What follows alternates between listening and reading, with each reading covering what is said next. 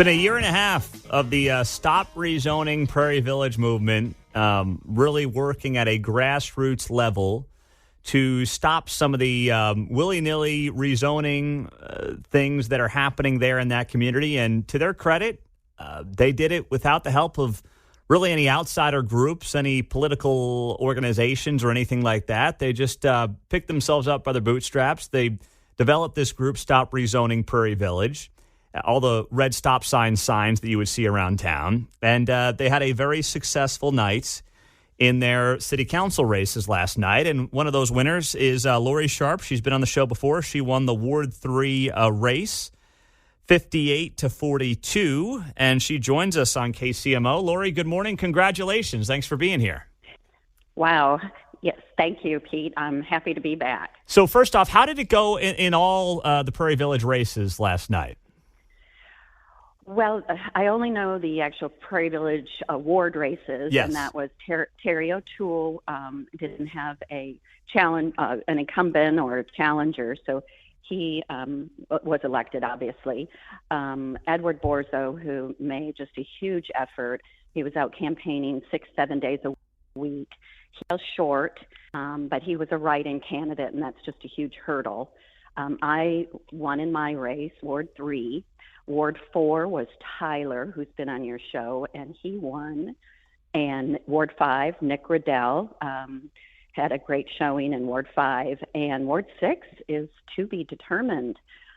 Kelly Ware, the PB United candidate, is, if I'm correct, she's behind by about 14 votes.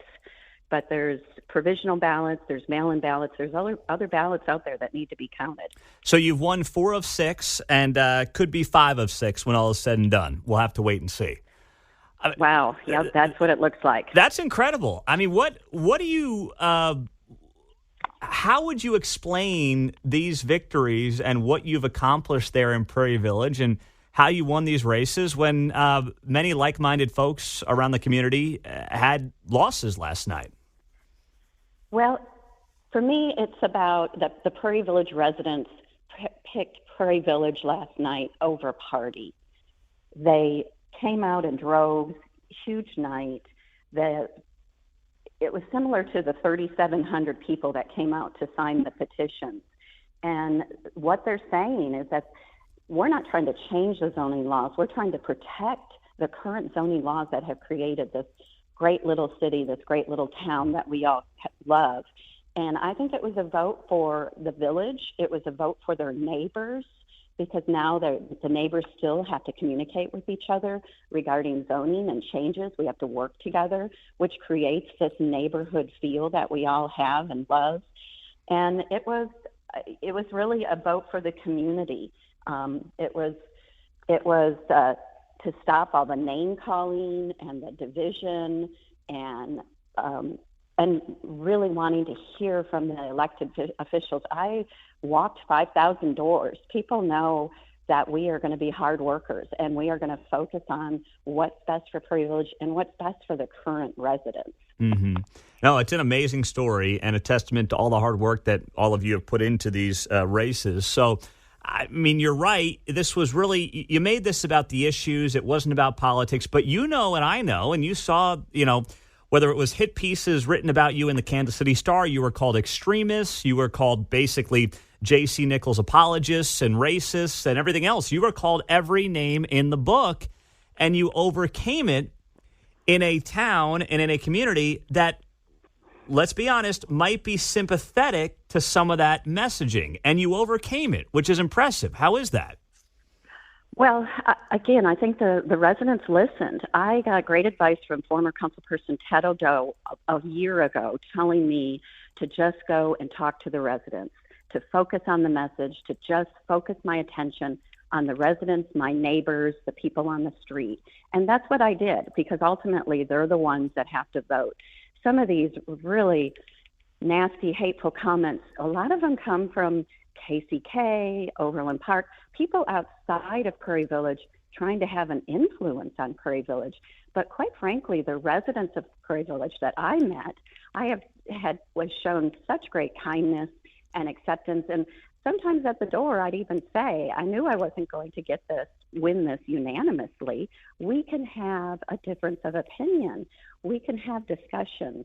We can talk about these things and try to move forward together. And that's what I plan on doing.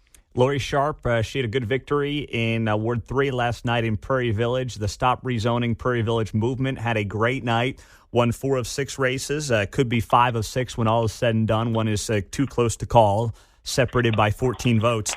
So, Lori, I mean, what would you say? I don't know if you think that this blueprint that you used is unique to Prairie Village because of its, small geographical size and the way the community operates. Do you think that this blueprint that you have effectively rolled out can work in an Overland Park in the future and an Olathe in the future? Or do you think the blueprint that you put together is unique for Prairie Village? Well, that's a great question. But again, as I've said at every door, I'm not a politician. I'm not a strategist. I have no idea. What I know is that I walked the doors, and so did my other fellow candidates, and we talked to the people of the Prairie Village. And honestly, they were willing to listen. And so I have to give our residents credit. I'm hopeful other communities would do that. But Prairie Village is a unique and special place. And just to be clear, you were outspent. Like you didn't, and you weren't using outside groups. I mean, nearly as much as I understand it, your opponents had far more fundraising from outside Prairie Village, right?